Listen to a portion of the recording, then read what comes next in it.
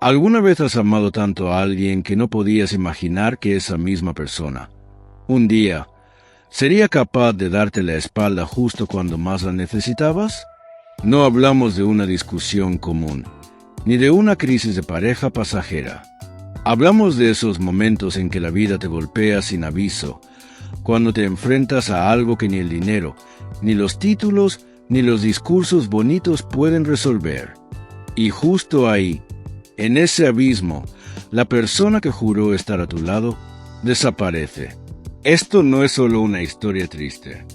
Es una de esas historias de venganza que no se gritan, que no se escriben con rabia, sino con dignidad, paciencia y una inteligencia fría que deja huella. Gabriel tenía 38 años, una vida sencilla pero firme. Jefe de mantenimiento en una universidad en Monterrey, orgulloso de su trabajo, de su hogar y de la mujer con la que había construido todo desde cero. Hasta que un día, en la consulta de un médico, escuchó una palabra que cambió todo: linfoma. Pero lo que realmente lo dejó sin aire no fue el diagnóstico. Fue llegar a casa y encontrarla vacía, sin una nota, sin una explicación, solo un mensaje: no me casé para esto. Gabriel se quedó inmóvil, con el teléfono aún en la mano. La pantalla seguía encendida, mostrando aquel mensaje corto que, sin embargo, pesaba como una condena. No me casé para esto. Abajo, una captura de pantalla, su cuenta conjunta vacía. 52,000 pesos, fruto de 5 años de ahorro meticuloso, simplemente desaparecidos. En segundos, con un clic, entró lentamente a la casa, como si su cuerpo supiera que algo se había roto y ya no podía habitar ese espacio como antes. En la habitación, medio closet estaba vacío. Faltaban sus vestidos, su maleta gris, sus zapatos favoritos. El marco con la foto del día de su boda ya no estaba en la mesita de noche. La fragancia habitual de Laura se había esfumado del aire, como si se hubiera llevado incluso el olor a hogar. No gritó, no rompió nada, no intentó llamarla. Fue directo al refrigerador, sacó una cerveza y salió al patio trasero. Se sentó en la silla que él mismo había reparado semanas atrás, la misma desde donde solía mirar el atardecer los domingos. Esta vez estaba solo, y el silencio tenía un peso distinto. Miró el cielo teñido de rojo. No lloró, solo sintió una presión en el pecho, no del cáncer, sino de algo más hondo, la comprensión súbita de que estaba completamente solo y que no habría regreso. El portón del vecino se abrió. Mario, con su overol manchado de grasa, levantó la mano saludando con una mezcla de cordialidad y preocupación. Gabriel apenas asintió con la cabeza. No tenía palabras para explicar que su mundo acababa de colapsar en menos de 24 horas. Esa noche, al entrar de nuevo a casa, todo parecía más grande, más frío. La luz del pasillo, el eco de sus pasos, el sofá que ahora parecía ajeno. Fue al escritorio y abrió el cajón donde guardaba los documentos importantes. Allí estaba el folder que su tía Clara le había dado hacía unos meses, con papeles sobre una propiedad heredada en San Luis Potosí. No lo había tocado desde entonces, pero ahora, por primera vez, ese papel parecía tener un nuevo valor. El dolor no se iba, pero en algún rincón de su mente algo comenzaba a despertarse. No era rabia, aún no, era claridad. Y eso, en medio del abandono, era su primer paso hacia algo mucho más grande. Gabriel no siempre fue un hombre que entendiera de traiciones. Hasta hace poco, creía que el amor, si se construía con esfuerzo y honestidad, podía resistir cualquier tormenta. Tal vez por eso no vio venir la tormenta silenciosa que ya se gestaba en su matrimonio. Conoció a Laura hace casi 7 años, en una conferencia sobre eficiencia energética organizada por la universidad. Él asistía como parte del equipo técnico, Ella, como ponente invitada, abogada corporativa, elocuente, segura de sí misma, hablaba con fluidez de normativas ambientales, pero lo que lo atrajo no fue su currículum, sino su sonrisa serena cuando lo felicitó por una pregunta que hizo desde el fondo del auditorio. Se vieron varias veces después, en cafés, en caminatas por el centro. Ella lo fascinaba. Era rápida, culta, elegante, y a pesar de su entorno de élite, parecía genuinamente interesada en su mundo sencillo. Se mudaron juntos a los 6 meses y se casaron al año siguiente. Laura tenía contactos en despachos importantes y su padre, un senador con influencia aún activa, los ayudó a conseguir un crédito para su primera casa. Gabriel, por su parte, trabajaba turnos dobles y reparaba todo con sus propias manos. La casa fue tomando forma con esfuerzo compartido, él martillando, ella eligiendo colores. Durante los primeros 3 años, parecían una pareja equilibrada. Ella brillaba en reuniones sociales. Él era la calma en casa. Pero poco a poco, Laura comenzó a mostrar una incomodidad que Gabriel entonces no supo nombrar. Primero fueron comentarios sutiles. ¿No te gustaría estudiar algo más técnico, más moderno? Luego, silencios durante las cenas y un entusiasmo creciente por las reuniones con sus compañeros de firma, en particular con un tal Esteban, un viejo amigo de la universidad. Gabriel confiaba, pero también sentía, cada vez más, que hablaban idiomas distintos. Un día, Laura mencionó su interés por mudarse a Ciudad de México. Hay mejores oportunidades, tanto para mí como para ti. Podrías encontrar un puesto en una empresa más grande, dijo mientras hojeaba una revista de diseño. Gabriel la miró. ¿Y nuestra vida aquí? ¿Y el taller que estoy por abrir con Mario? Ella no respondió de inmediato. Solo murmuró: a veces me pregunto si me apresuré. Fue entonces cuando comenzó a guardar silencio, a dormir con el celular bajo la almohada, a salir más temprano y volver más tarde. Gabriel decidió no confrontarla. Pensó que era una etapa, que pasaría, que el amor, como los edificios que había ayudado a mantener en pie, necesitaba mantenimiento y tiempo. Y mientras él seguía creyendo en la restauración, ella ya planeaba su salida. Ese silencio envenenado, disfrazado de rutina, era ya una forma de despedida. Recordar todo esto ahora, sentado frente al foulde de Clara, le dolía más que el mensaje en el celular, porque entendía que la traición no nació de un solo acto, sino de una erosión lenta, tolerada por él mismo. No había visto, o no quiso ver, que Laura no compartía su forma de resistir la vida. Él había creído en el amor como un pacto de lealtad. Ella, quizá, lo vio como un acuerdo temporal, útil mientras no exigía demasiado. Y ahora, con todo perdido, Gabriel entendía. Su historia no terminó con el abandono. Recién comenzaba. El cambio comenzó con una tos, persistente, molesta y extrañamente agotadora. Gabriel pensó que era una gripe mal curada, una de tantas tras años trabajando en salas de máquinas con aire acondicionado industrial. Pero esa vez el cansancio era distinto. Se le notaba en la mirada, en el peso de sus pasos, en la forma en que se quedaba dormido antes del noticiero, aunque nunca fue dormir temprano. Fue su compañera de oficina, Teresa, quien lo convenció de hacerse un chequeo. Solo para descartar, le dijo con tono materno. En la clínica universitaria lo derivaron a hematología tras ver los análisis. Una semana después, con un lenguaje clínico frío pero educado, el oncólogo le dijo: linfoma No-Hodgkin, etapa 2. Tratable, sí, pero con un camino largo. Quimioterapia, posibles recaídas, seguimiento estricto. Le explicaron estadísticas efectos secundarios e incluso le ofrecieron apoyo psicológico. Salió del consultorio con los papeles en una mano y el alma en otra.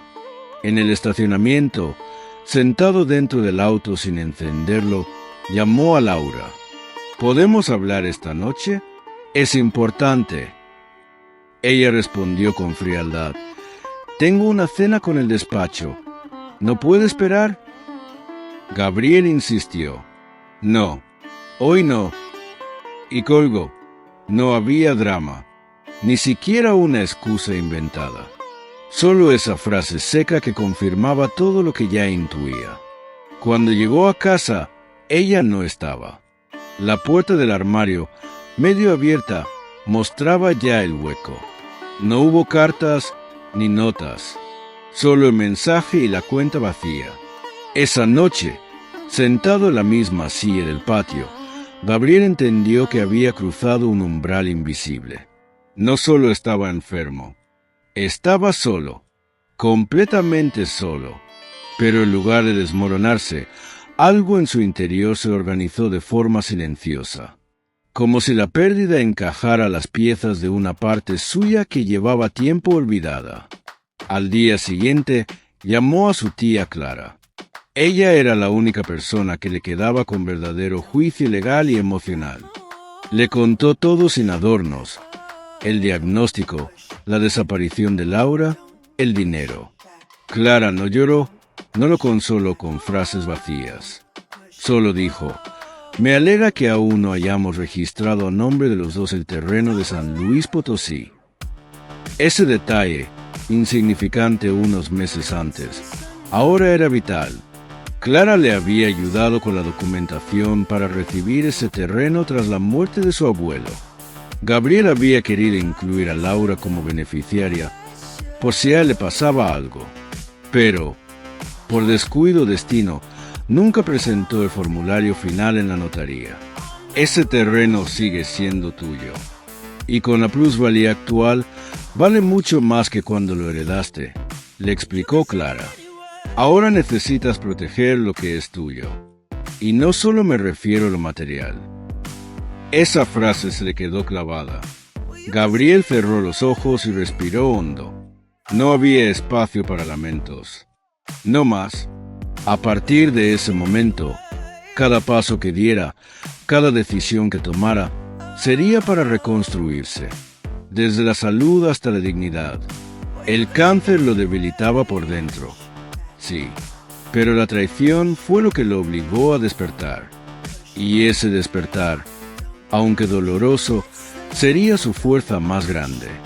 Gabriel colgó el teléfono con Clara y, por primera vez desde que Laura se fue, no sintió desesperación, sino dirección, como si cada parte de su vida estuviera pidiendo ser reconstruida con una lógica nueva, más fría, más estratégica. El golpe emocional aún ardía, pero en lugar de rendirse, comenzó a hacer lo que sabía hacer mejor: revisar, organizar, arreglar. Primero fue a buscar todas las carpetas de documentos importantes: actas, contratos, estados de cuenta, formularios sin firmar. Colocó todo sobre la mesa del comedor como si se tratara de una máquina desarmada y empezó a clasificar. En un rincón, los papeles del terreno heredado. En otro, los del coche clásico que había restaurado durante años junto a su padre. Un Dodge Dart de 1974 con el motor reconstruido pieza por pieza. Gabriel había registrado el auto a su nombre, pero tenía intención de compartirlo legalmente con Laura. Por suerte, nunca llegó a presentar ese trámite ante tránsito. Luego vinieron las cuentas bancarias. Clara le sugirió abrir una cuenta nueva en un banco distinto, solo a su nombre, para trasladar ahí cualquier ingreso futuro, especialmente si decidía vender el terreno. También le recomendó hablar con una contadora amiga suya, para asesorarse sobre protección de activos en caso de divorcio. Gabriel tomó notas, archivó con precisión y empezó a dejar registro de todo: llamadas, fechas, movimientos. No se trataba de venganza, sino de precaución. Ya no confiaba en promesas ni en recuerdos, solo en los hechos. Al mismo tiempo, enfrentaba el inicio del tratamiento. Su primera sesión de quimioterapia fue más dura de lo que imaginaba. La enfermera que lo atendió, una mujer joven de nombre Paulina, le preguntó si alguien lo acompañaba. Gabriel sonrió, sin ganas, y respondió, «Solo yo». Ella le ofreció una manta y un silencio amable. No hacía falta más. Las náuseas lo dejaron en cama durante 2 días. Bajó 3 kilos. El cansancio era total. Pero cada vez que se levantaba para ir al baño a calentarse un té, sentía que estaba entrenando un músculo nuevo. Uno que no tenía nombre, pero que nacía del dolor. Beatriz, su vecina, tocó la puerta una mañana con una olla de sopa caliente. «No me gusta ver la casa tan apagada», dijo sin más. Ella no preguntó por Laura, ni por el cáncer. Solo le dejó comida y luego volvió a aparecer con frutas, con pan, con palabras justas y pocas. En ese gesto sencillo, Gabriel encontró el tipo de compañía que no se exige ni se explica. Solo se agradece. Días después, Mario, su compañero de trabajo, pasó por casa y le trajo una caja con herramientas que habían quedado en la bodega de mantenimiento. «Por si quieres arreglar algo o distraerte», le dijo. Gabriel se rió por primera vez en semanas. Más bien, por si quiere empezar de nuevo. Esa noche, revisando mensajes antiguos, encontró uno que Laura le envió 2 años atrás. «Gracias por hacerme sentir segura. Eres mi hogar». Le costó borrar el mensaje, pero lo hizo, porque entendía que las palabras no pesan por lo que dicen, sino por lo que ya no significan. En una libreta nueva, comenzó a escribir todo lo que recordaba de los últimos movimientos de Laura, los cambios de rutina, las cuentas compartidas, los documentos que ella pudo haber fotografiado. No era paranoia, era defensa. Decidió también cambiar la cerradura, no porque temiera que ella volviera, sino porque necesitaba cerrar simbólicamente la etapa anterior. No habría reconciliación, solo una reconstrucción. Clara, al enterarse de cada paso, le dijo por teléfono: «Me alegra que pienses como ingeniero incluso en esto. Estás edificando tu recuperación ladrillo por ladrillo». Y así era. Gabriel no planeaba devolver el golpe. Planeaba mantenerse en pie. Y eso, en su mundo, era la victoria más silenciosa y más difícil de todas.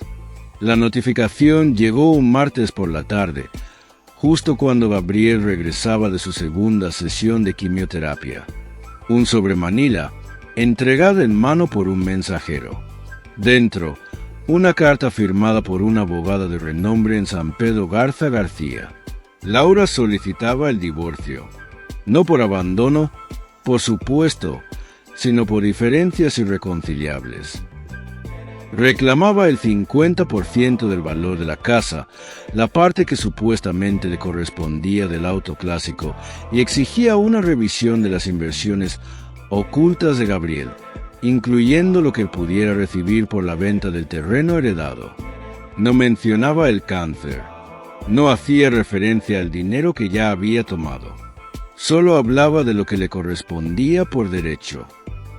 Gabriel leyó la carta sin pestañear. Luego la dejó sobre la mesa y fue a prepararse un café. Ya no le sorprendía, pero algo sí le llamó la atención: la precisión de los detalles. La carta hablaba de cifras que solo alguien cercano podía conocer. ¿Cómo sabía Laura cuánto valía el terreno si nunca lo acompañó a ver los papeles? ¿Cómo supo que el auto estaba a punto de ser revaluado por un coleccionista? Gabriel llamó a Clara de inmediato. Ella escuchó en silencio. Luego dijo con voz seca: «O hay alguien en el banco filtrando información, o en el registro de tránsito, o incluso alguien en tu círculo que le está contando cada movimiento». Él no dudó. Hay que sembrar una pista falsa. Que piense que estoy desesperado. Y así lo hicieron. Gabriel llamó a su banco y pidió hablar con el área de inversiones. Hizo preguntas deliberadas sobre cómo trasladar una cuenta a Andorra, sobre las penalizaciones por retirar fondos prematuramente, y dejó en claro que estaba buscando alternativas urgentes debido a gastos médicos inesperados. Luego llamó a la notaría de confianza de Clara y pidió una consulta para evaluar una posible venta del terreno con urgencia. Habló por teléfono con voz elevada, sabiendo que la secretaria de la oficina, una vieja amiga de la familia de Laura, probablemente lo repetiría. Y como lo imaginaban, 3 días después, Gabriel recibió otra carta del despacho de Laura. En ella, ahora se exigía una compensación justa por cualquier venta presente o futura de terrenos heredados, así como un porcentaje de cualquier activo extranjero en proceso de liquidación. Clara sonrió al ver el texto. Calló. Mencionan justo lo que no debería saber. Es la prueba de que alguien le filtre información. Gabriel empezó a escribir todo en una carpeta cronológica. Llamadas, correos, movimientos bancarios, mensajes anteriores. Beatriz incluso firmó una breve declaración. Había visto a Laura salir de casa con maletas el mismo día que Gabriel le contó lo del cáncer. Mario también dejó por escrito que había escuchado discusiones sobre dinero y que Laura no volvió a aparecer por el trabajo de Gabriel desde entonces. Ese mismo fin de semana, Gabriel se enteró de algo aún más revelador. Un conocido que trabajaba en el ayuntamiento le comentó, sin saber del drama, que el padre de Laura estaba intentando hacer algunos movimientos discretos con propiedades. Al parecer, alguien le había insinuado que su hija estaría en proceso de recibir parte de un terreno en San Luis. Gabriel no dijo nada, solo tomó nota y lo agregó a su archivo. Cada pieza encajaba. Laura no solo quería irse, quería asegurarse de que él quedara sin nada. Pensaba que estaba débil, enfermo y emocionalmente quebrado, pero lo subestimó, como tantos otros que confunden el silencio con debilidad. Gabriel, sin levantar la voz, sin responder con rabia, solo trabajaba en su defensa. Cada mentira, cada intento de manipulación, quedaba documentado. Cada movimiento era medido. Lo que Laura no entendía era que el hombre que conoció, cariñoso, tranquilo, protector, seguía ahí, pero ahora más claro y más preparado. La carpeta ya no era solo un conjunto de papeles, era una narrativa detallada, con fechas, declaraciones, pruebas, capturas, hasta audios de llamadas. Gabriel no la había creado para castigar, sino para protegerse. Pero con cada nuevo documento, la historia tomaba forma de algo más grande. Un caso sólido de abandono en situación de crisis médica, intento de ocultamiento de bienes y abuso emocional premeditado. Clara decidió que era momento de escalar. Llamó a una amiga suya de la universidad, la licenciada Roberta Ríos, experta en derecho patrimonial familiar. Roberta era conocida por su carácter templado y su precisión quirúrgica en litigios de alto perfil. La recibió en su despacho en el centro de Monterrey, y al leer los documentos, apenas levantó la ceja. Esto no es solo una demanda de divorcio. Esto es un caso de malicia civil, y lo vamos a presentar como tal. Durante 3 horas, repasaron toda la línea de tiempo, desde el diagnóstico de Gabriel, pasando por el abandono, la transferencia del dinero, las cartas filtradas, hasta la supuesta participación del padre de Laura en los movimientos. Lo que inclinó la balanza fue una transferencia específica. Laura había depositado 30,000 pesos de la cuenta conjunta a una cuenta a nombre de su padre, 3 días después de haber vaciado los fondos. El detalle constaba en los registros electrónicos del banco, los cuales Gabriel había solicitado por precaución. Y ese depósito, hecho sin contrato, sin justificación, durante el inicio de una enfermedad grave, sería clave. Roberta sonrió con serenidad. El juez no va a perdonar eso.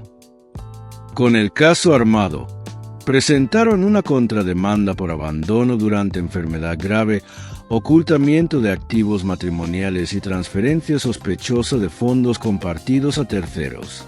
Gabriel se mantuvo a margen del proceso, asistiendo solo cuando era necesario, en silencio, como una sombra paciente.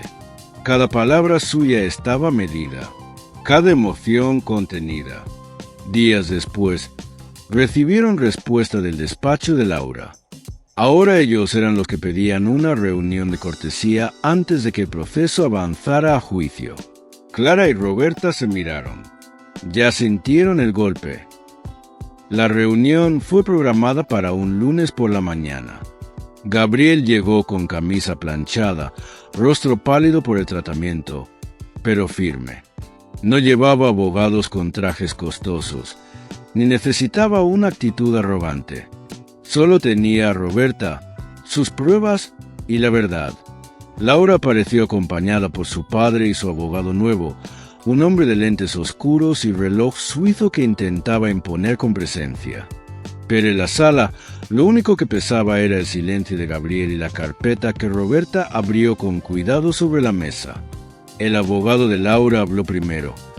Queremos evitar un proceso público innecesario. Mi clienta está dispuesta a negociar términos justos y razonables. Roberta no sonrió.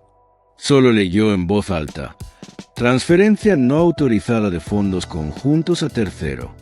Testigo presencial del abandono inmediato tras diagnóstico médico. Registro bancario con hora exacta del movimiento, coincidente con la llamada médica documentada. Y esta perla.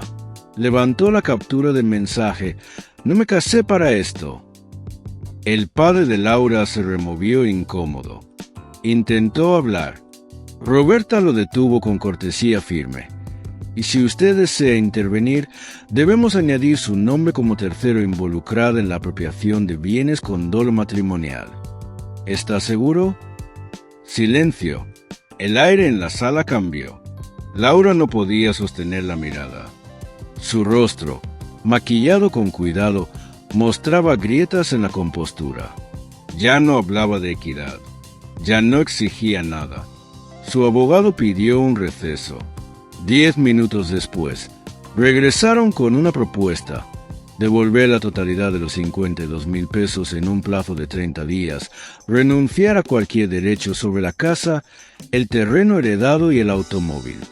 Además, Laura cubriría los honorarios legales y no pondría oposición al divorcio con cargos por abandono. Gabriel no dijo nada. Miró a Roberta, quien asintió. Aceptamos, pero si hay un solo retraso o falta de cumplimiento, el caso pasa directamente a manos del juez. Se firmó un acuerdo preliminar. Cuando salieron del edificio, Clara le tocó el brazo. Lo lograste sin levantar la voz. Gabriel respiró profundo. No gané nada. Solo recuperé lo que ya era mío. Esa noche, al regresar a casa, abrió el cajón del escritorio. Allí guardaba la foto de su boda, la única que no había destruido. La miró por un momento y, sin rabia, la rompió en dos y la dejó en la basura. No porque odiara a Laura, sino porque, por fin, ya no necesitaba seguir recordando lo que una vez fue. El depósito llegó exactamente el día número 30. Un cheque certificado por el monto completo, 52,000 pesos. Gabriel lo recibió sin celebración. Lo llevó al banco, hizo el ingreso en su nueva cuenta y, sin siquiera mirar al gerente, pidió que todo quedara bajo resguardo automático para pagar las sesiones pendientes de quimioterapia. No se quedó a conversar. No lo necesitaba. Su oncóloga, la doctora Arenas, lo recibió al día siguiente con una sonrisa ligera. Tus niveles están estables. No es una victoria final, pero vas bien. Gabriela sintió. No tenía fuerza para euforia, pero algo dentro de él se sentía más firme. No era solo su cuerpo el que resistía. Era la estructura completa de su vida, reconstruida sobre nuevas bases. Vendió la casa poco después, no por necesidad, sino porque ya no tenía sentido quedarse en un lugar lleno de recuerdos huecos.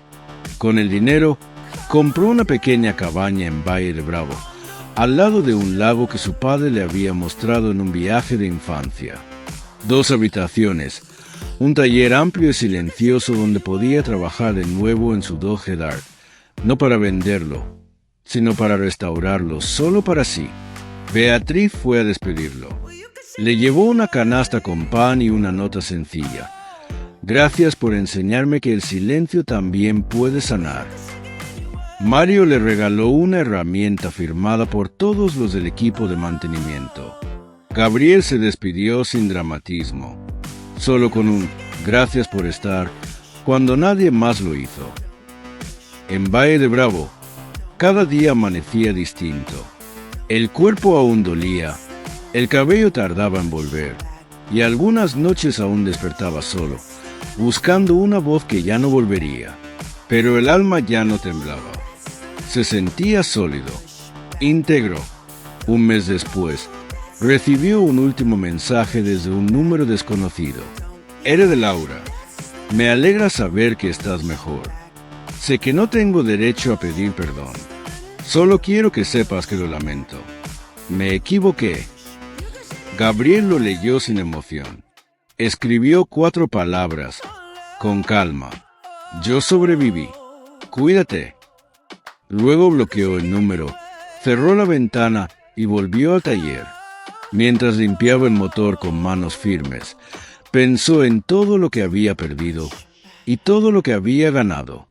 No todos los finales son felices, pero algunos comienzos son profundamente justos.